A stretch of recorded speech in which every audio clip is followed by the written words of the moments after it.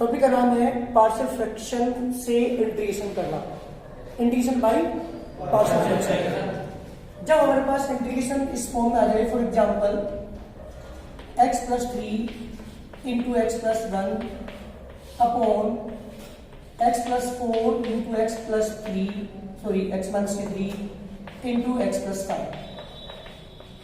तो जितने भी इंटीग्रेशन आपने सीखा है वो सारे मेथड यहाँ पे फेल हो जाते हैं। अगर ऊपर वाले की पावर ज्यादा होती नीचे वाले से तो मैं डिवाइड कर लेता, लेकिन ऊपर जो पावर है अगर मल्टीप्लाई करेंगे तो डिग्री 2 है, डिनोमिनेटर की डिग्री 3 है। जब मैंने बताया था नोट नंबर 1 में, अगर न्यूमरेटर की डिग्री ज्यादा है डिनोमिनेटर से या सेम है तो हम डिवाइड करते हैं, बट यहाँ पे वो भी मेथड यहाँ पे फेल हो रहा है, हम डिवाइड नहीं कर सकते।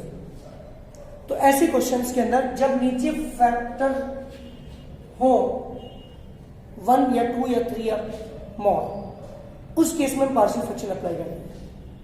पार्शियल फ्रैक्शन से होता क्या है कि जो भी टर्म आपको एक सिंगल टर्म यहाँ पे दी होगी वो अलग अलग में कन्वर्ट हो जाती है। फॉर एग्जांपल सपोज कि 2/x+4 ऐसे 3/x-3, जितनी भी हमें फैक्टर होंगे ना नीचे डिनोमिनेटर में, उतनी फैक्टर में कन्वर्ट हो जाती है इक्वेशन से, जो भी तुम्हें यहाँ पे दिया होगा। अलग अलग जब आप कन्वर्ट कर लोगे, दैट इज, इसका जो नाम है यही है पार्शियल फ्रैक्शन। मतलब एक पोर्शन आपके पास दिया हुआ है, एक टर्म आपको दी हुई है, उस टर्म की जो नीचे डिनोमिनेटर में फैक्टर है उन्हें अलग अलग डिस्ट्रीब्यूट करना, that is called partial fraction. अगर मैं इसका एलसीएम लूंगा तो ये टर्म बन के आएगी। ये तो मैंने एग्जांपल आपको दिया है समझाने के लिए कि पार्शियल फ्रैक्शन होता क्या है, क्योंकि इस केस का इंटीग्रेशन करना बेहद सिंपल है। ये वाला अगर मैं इसका बात करूं तो इसका इंटीग्रेशन बड़ा मुश्किल है। तो इससे बचने के लिए एक टॉपिक का नाम यहाँ पे दिया गया, एक टॉपिक यहाँ पे यूज किया गया जिसका नाम है पार्शियल फ्रैक्शन। स्टार्ट कर रहा हूँ, ध्यान दीजिएगा। 2-3 चीजें आपको यहाँ पे ध्यान देने वाली है। पहले मैं क्वेश्चन नंबर 1 की बात कर रहा हूँ। एक्सरसाइज हमारी है 7.5 का पहला क्वेश्चन ध्यान दीजिएगा जी। 7.5 का पहला क्वेश्चन है हमारे पास, I is equal to integration x dx upon x+1 into x+2। मुझे इसका इंटीग्रेशन करना है। वैसे मैं इस क्वेश्चन को, जो मेरा चैप्टर हमने सीखा था, एक टॉपिक जो मैंने आपको बताया था सम स्पेशल इंटीग्रेशन, अगर आप पढ़ोगे तो उससे भी ये क्वेश्चन हम कर सकते हैं, क्योंकि नीचे क्वांटिटी बनी हुई है। अगर मल्टीप्लाई करूंगा, ऊपर x बना हुआ है तो नीचे वाला डिफरेंशियल ऊपर बनाने के बाद मैं इस क्वेश्चन को सोल्व कर सकता हूँ। बट अगर यहाँ फैक्टर 2 से ज्यादा आ जाते हैं तब वो वाला मेथड फेल हो जाता। वो 2 तक तो कर सकते हो आप, लेकिन 2 से ज्यादा जब फैक्टर आते तो आपको पार्शियल फ्रैक्शन अप्लाई करना ही पड़ेगा, ध्यान याद नहीं पड़ जाएगा। तो लेट ऐसे केस में हम क्या करते हैं, x upon x+1 into x+2। ये एक हमारे पास क्या है, एक पूरा एक फंक्शन आपको दे रखा है इसने, है ना। ऊपर भी पॉलिनोमियल है और नीचे भी क्या है, पॉलिनोमियल है। यहाँ पे 2 फैक्टर्स है, तो क्या करते हैं, a अपॉन पहला factor x+1 plus b upon second factor यानी x+2। अगर यहाँ मेरी बात ध्यान दीजिएगा, यहाँ के बाद मैं आपको 3 नोट बता रहा हूँ, ध्यान देना इसी केस में। अगर यहाँ पे 2 फैक्टर थे तो a अपॉन पहला factor, b upon second factor, अगर तीसरा भी होता है फैक्टर तो c अपॉन थर्ड फैक्टर लेता। तो वो 4 फैक्टर यहाँ पे होते हैं तो d अपॉन फोर्थ फैक्टर में यहाँ पे यूज करना है ना। 5 फैक्टर तो भी हम e अपॉन 5 फैक्टर लेते हैं। कहने का मतलब है a upon b upon c upon d upon इस तरह से फैक्टर को अपॉन में यूज करते हैं। अगर ये तो एक सिंगल फैक्टर हमारे पास है x+1 x+2, लेकिन अगर हमारा क्वेश्चन ये हो जाए x upon x+1 into x+2 का होल स्क्वायर या पावर 3 आ जाए, पावर के केस में सपोज ये 3 यहाँ पर पावर आ जाए, 2 पावर आ जाए किसी भी फैक्टर के ऊपर या 3 पावर आ जाए, उस केस में ये चीज हम ऐसे यूज करते हैं, a upon x+1 b upon x+2 c upon x+2 का होल स्क्वायर और प्लस d अपॉन x+1 की होल क्यूब, x+2 की होल क्यूब। इस तरह से अगर यहाँ पे भी पावर 2 हो जाती सपोज कीजिए, तो a upon x+1 b upon x+1 का whole square c upon x+2 d upon x+2 का whole square e upon x+2 की होल पावर 3। होल स्क्वायर के केस में ये चीज अप्लाई करनी पड़ेगी आपको। जितनी भी पावर्स होगी उतने ही कॉन्स्टेंट लेकर के एक पावर को हम लेंगे। तो यहाँ पर आप देख रहे होंगे 3 पावर थी, तो 1 power 2 power and 3 power, 3 factor आपको यहाँ पे लेने पड़ेंगे, 3 कॉन्स्टेंट आपको यहाँ पे यूज करने पड़ेंगे। Number 1 condition. दूसरी कंडीशन, जब नीचे वाले की पावर और ऊपर वाले की न्यूमरेटर डिनोमिनेटर की पावर सेम आ जाए, उस केस में क्या करते हैं, डिवाइड करते हैं सबसे पहले। ध्यान दीजिएगा, डिवाइड कब करेंगे, सबसे पहले डिवाइड करेंगे। डिवाइड करने के बाद जो भी फैक्टर हमारे पास कोसेंट और नीचे वो होगा डिवाइजर जिसे हम डिवाइड कर रहे हैं, वो अगर होगा है ना डिविडेंड, तो उस केस में हम क्या करें, डिवाइड करने के बाद जो वैल्यू आएगी निकल के उसे उसके पार्शियल फ्रैक्शन इस चीज से करेंगे जैसे मैंने यहाँ पे आपको बताया। तीसरा केस, जब ऊपर x+1 आ जाए, नीचे x+1 इंटू x² +1 आ जाए, फॉर एग्जाम्पल x²+2 आ जाए, x²+3 क्वांटिटी बन रही हो, उस केस में हम क्या करेंगे। तीन केसेस से ज्यादा पार्शियल फ्रैक्शन के अंदर कुछ भी नहीं है। पार्शियल फ्रैक्शन में तीन तरह के केस आपको मिलेंगे। सिंगल फैक्टर आपको दिए हो इस टाइप के, तो उतने ही कॉन्स्टेंट हम लेंगे जितने फैक्टर्स हमारे पास दिए होंगे। लेकिन जब पावर का केस हो तो उस केस में अलग अलग पावर के कॉन्स्टेंट में अपोन में हम लग लेंगे। अगर हमारा ऊपर वाले की पावर नीचे वाले की पावर दोनों की सेम आ रही है, या न्यूमरेटर की पावर ज्यादा आ रही है, डिग्री ज्यादा आ रही है डिनोमिनेटर से, उस केस में हम क्या करेंगे, पहले डिवाइड करेंगे। डिवाइड करने के बाद जो भी वैल्यू आएगी निकल के उसके पार्शियल फ्रैक्शन ऐसे ही करेंगे जैसे मैंने आपको पहले नंबर में बताया। तीसरा केस, जब नीचे क्वाड्रेटिक बन रही हो, जैसे x²+2 बना हुआ है यहाँ पे, तो उस केस में क्या करेंगे, a अपॉन पहला फैक्टर यानी x+1 और यहाँ पे लेंगे बेटा bx+c अपॉन x²+2। ध्यान दीजिएगा, क्वांटिटी के केस में b सिंगल नहीं लेंगे, bx+c लेंगे। क्लियर है। ये तीन केस है तुम्हारे पार्शियल फ्रैक्शन पूरे टॉपिक के अंदर। क्वेश्चन स्टार्ट कर रहा हूँ, ध्यान दीजिएगा, एक ही क्वेश्चन से पार्शियल फ्रैक्शन को ढंग से समझ हो गया। ये मैं क्वेश्चन स्टार्ट कर रहा हूँ। सबसे पहले क्या करेंगे हम, x upon x+1 into x+2 LCM लेंगे। LCM is x+1 into x+2 a into x+2 plus b into x+1 cancel out. x equal to a bracket x+2 plus b bracket x+1। यहाँ ध्यान दीजिएगा, यहाँ पे थोड़ी सी लेंथी क्वेश्चन हो सकता है, इसके बाद से थोड़ा सा इजी भी हो सकता है, बेहद सिंपल है। अगर ध्यान दोगे तो यहाँ पे मुझे वैल्यू पुट करनी पड़ती है अपने सबसे पहले। मैं किसी को भी 0 बना लूँ, मुझे a को 0 बना लूंगा तो b निकल जाएगी वैल्यू, और अगर b को 0 बनाऊंगा तो a की वैल्यू। यहाँ ये वैल्यू मुझे निकालनी होती है, a और b की वैल्यू मुझे यहाँ पे निकालनी होती है। तो first of all we put x equal to -2। अगर मैं -2 पुट कर दूं, ये चीजें तुम्हें समझनी पड़ेगी कि मैं यहाँ पे क्या पुट करूं जिससे 0 बन जाए। तो क्या पुट करूंगा यहाँ पे, -2 से मैं पुट करूंगा यहाँ इक्वेशन के अंदर, देन वी गेट जी बेटा -2 पुट करेंगे, -2 इक्वल टू ये 0 हो चुका, b इंटू -2 प्लस 1 -1 से डिवाइड करूंगा तो b इज 2 जी बेटा 2। b की वैल्यू क्या आ चुकी है। अब किसकी निकालनी है मुझे, a की वैल्यू मुझे और निकालनी है। उसके लिए मुझे क्या पुट करना पड़ेगा यहाँ पे जी, this equation number a and this equation number 1। Now again क्या पुट करूं, जल्दी बोलिए, put x equal to -1 put करने से 0 बनेगा। ये खुद सोचना पड़ेगा कि क्या हम वैल्यू पुट करें जिससे क्या बन जाए, 0 बन जाए। Then we get -1 equal to a into -1 plus 2 यानी कितना का बेटा a इंटू 1 जी बेटा। a की वैल्यू कितनी आ गई, -1। चलिए a की वैल्यू भी आ चुकी थी। पूरी एक्सरसाइज है, इस पूरे टॉपिक के अंदर यही वर्क हमें करना है। हर क्वेश्चन के अंदर कोई भी क्वेश्चन ऐसा नहीं है जिसमें ये वैल्यू मुझे पुट नहीं करनी। सब चीजें में ये प्रोसीजर होगा, a और b और c जितने भी कॉन्स्टेंट हो सबकी वैल्यू आपको निकालें। कभी कभी ऐसा होता है कि यहाँ वैल्यू पुट हमें पता नहीं चलता मैं क्या पुट करूं, उस केस में हम कोएफिशिएंट्स को कंपेयर करके एबीसी की वैल्यू निकालते हैं। ध्यान दीजिएगा, जिस क्वेश्चन के अंदर कोई वैल्यू पुट करके 0 ना बन पा रही हो, a b या c किसी एक की वैल्यू ना निकल पा रही हो, उस केस में हम क्या करेंगे, कंपेयर करेंगे। किसको, कोएफिशिएंट ऑफ x वालों कंपेयर कर लीजिए, इक्वेशन बन के आ जाएगी। Compare coefficient of the x कर लीजिए, वहां से इक्वेशन बन के आएगी। उनको सोल्व करके हम a b c की वैल्यू निकाल सकते हैं।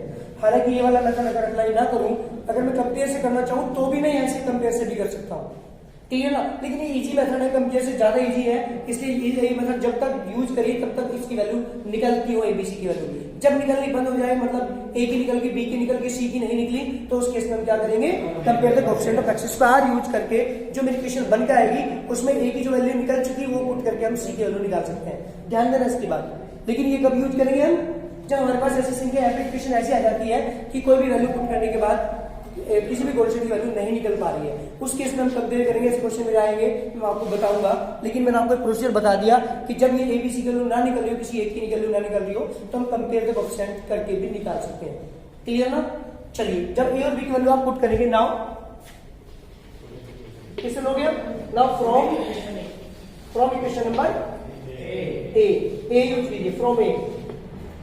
जी बेटा, जब इक्वेशन नंबर ए यूज करोगे तो x इक्वल टू आगे बेटा x plus 1 into x plus के 2 इक्वल टू ए की वैल्यू है यहाँ पे, ए की वैल्यू है माइनस के 1, यानी माइनस के 1 upon x plus 1 plus b की वैल्यू बेटा 2 अपॉन एक्स प्लस 2। ए की वैल्यू बी की वैल्यू बेटा प्लस की है, ठीक है। तो बी की वैल्यू 2 आ चुका है मेरे पास, ए की वैल्यू कितनी है मेरे पास माइनस के 1। इंटीग्रेशन ऑन बोथ साइड्स, जब आप इंटीग्रेशन करेंगे आप इंटीग्रेशन ऑन, अच्छी बात बताऊं तुम्हें, जो मेरी ए बी की वैल्यू पुट करने के बाद जो मेरे पास यहाँ पे फ्रैक्शन पाए है ना, अगर मैं इनका एलसीएम लूंगा तो 100% यही चीज आएगी, पक्का कंफर्म है ये। तो पार्शियल फ्रैक्शन समझ में आ गया क्या होता है, किसी भी एक टर्म को अलग अलग फ्रैक्शन में कन्वर्ट करना क्या कहलाता है, पार्शियल फ्रैक्शन कहलाता है। तो पार्शियल फ्रैक्शन में अप्लाई कर रहा हूं यहाँ पे, इंटीग्रेशन बोथ साइड करूंगा, तो x upon x plus 1 into x plus 2 into d x is equal to integration of 1 के 1 अपॉन एक्स प्लस 1 प्लस के 2 अपॉन एक्स प्लस के 2 और डी एक्स। यस, तो integration x d x upon x plus 1 into x plus 2 equal to, अलग अलग मैं use कर रहा हूँ यहाँ पे 1 अपॉन एक्स प्लस के 1 डी एक्स, इंटीग्रेशन कर रहा हूँ उसका 2 मैंने बाहर ले लिया, D x upon x plus 2। Vastu उसका इंटीग्रेशन क्या होगा बेटा 1 अपॉन एक्स प्लस 1 का,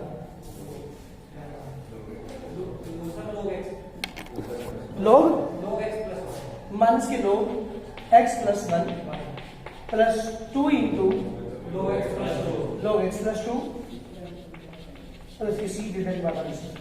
ये मेरे क्वेश्चन का आंसर है, ये है पार्शियल फ्रैक्शन मेथड। इस तरह से हम किसी भी क्वेश्चन को सोल्व करते हैं जब कोई क्वेश्चन इस तरह से बहुत सारी फैक्टर्स के रूप में क्वेश्चन दिया हो, उसमें यूज करेंगे हम partial fraction.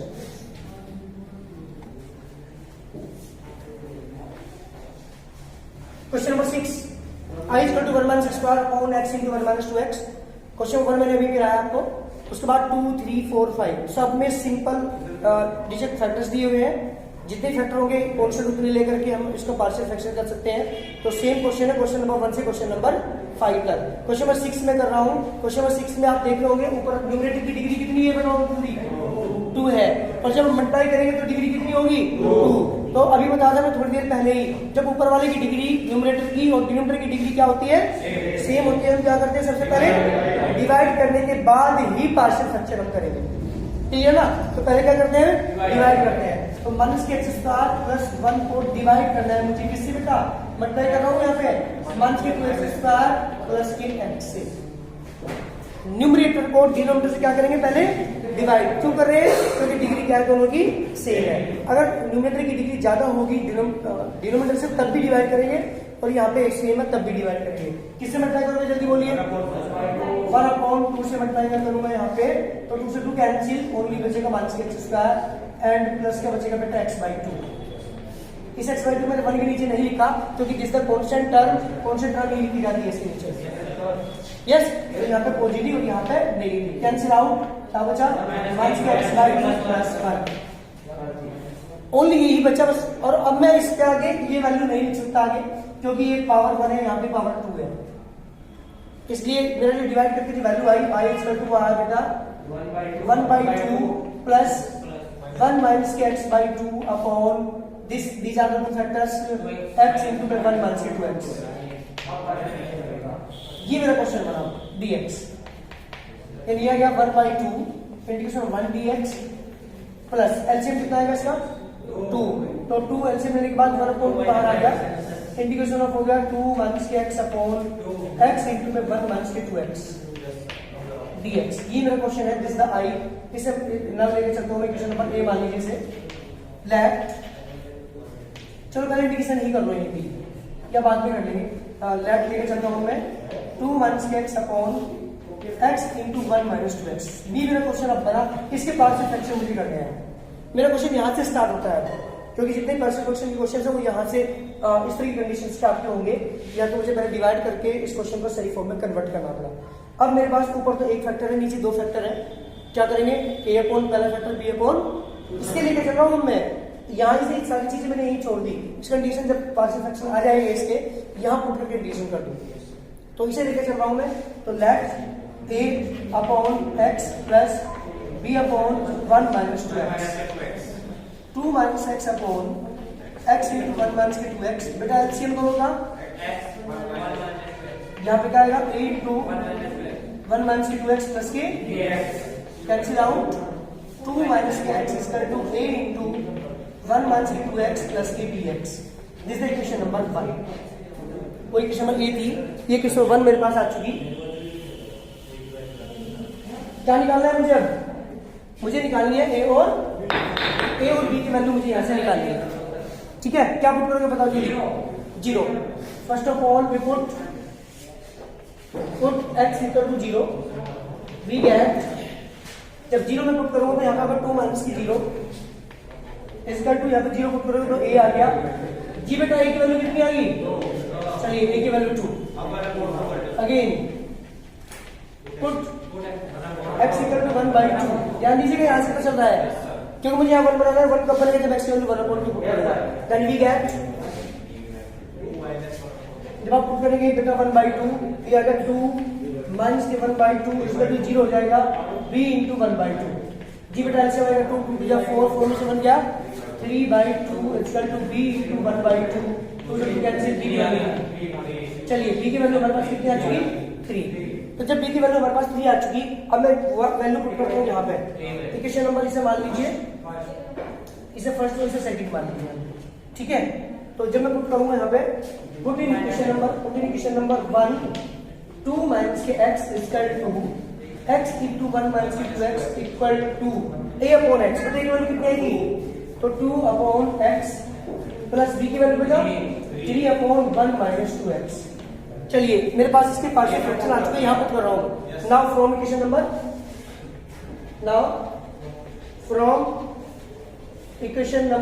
a I equal to integration 1/2 को बाहर लिया 1 dx प्लस के 1/2 बाहर इंटीग्रेशन का साइन, इसकी जगह ये वैल्यू यहाँ पे पुट करूंगा मैं यहाँ से 2 upon x plus 3 upon 1 minus 2x integration of dx। 1 upon 2 बाहर नहीं, आकाश 1/2 1 का इंटीग्रेशन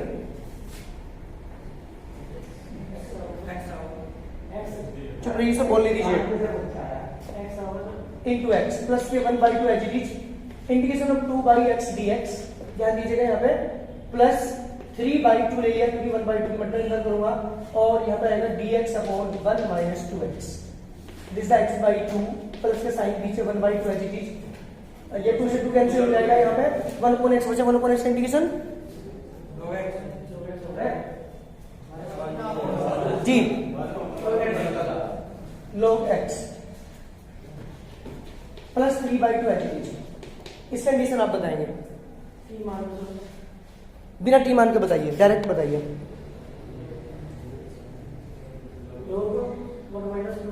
हाँ जी, अपॉन में -2 बिल्कुल ठीक, करेक्ट, बैठिए।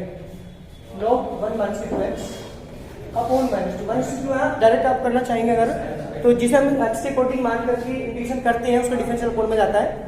तो जब से x मानते हैं पूरे 1/x होगा, 1 इंटीग्रेशन log x हो गया और जब इसे x माना तो उसका डिफरेंशियल कहाँ जाएगा? अपॉन में जाएगा। तो 1 का 0 और -2x का -2, इसलिए अपॉन माइनस के 2 अपॉन में आएगा। अगर आप इसे 1 माइनस 2x को t मान करके करते हैं तो आपको क्लियर होगा कि -2 अपॉन में क्यों जाता है।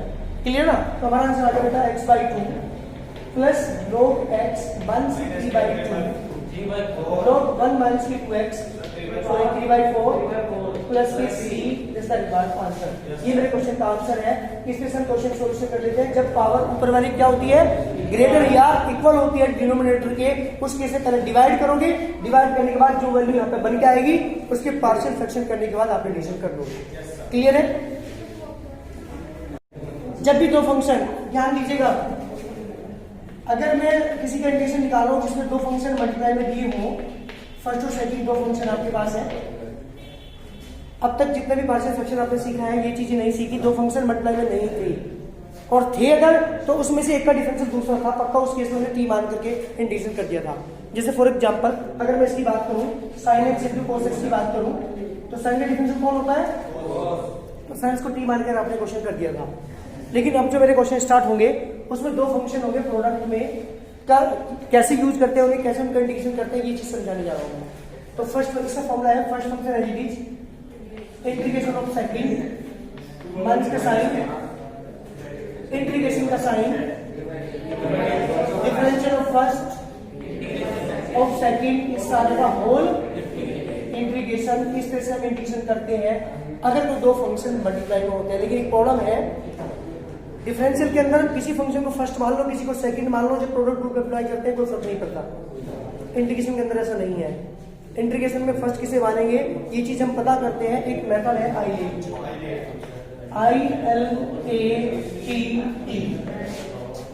और एक बात और बताऊंगे, फर्स्ट फंक्शन उस फंक्शन को मानिए जिसकी वैल्यू कट के वैल्यू डिफरेंशियल की वैल्यू बन आ जाती है। जो खत्म हो जाता हो फंक्शन उसे फर्स्ट मानते हैं, हमेशा ध्यान रखना।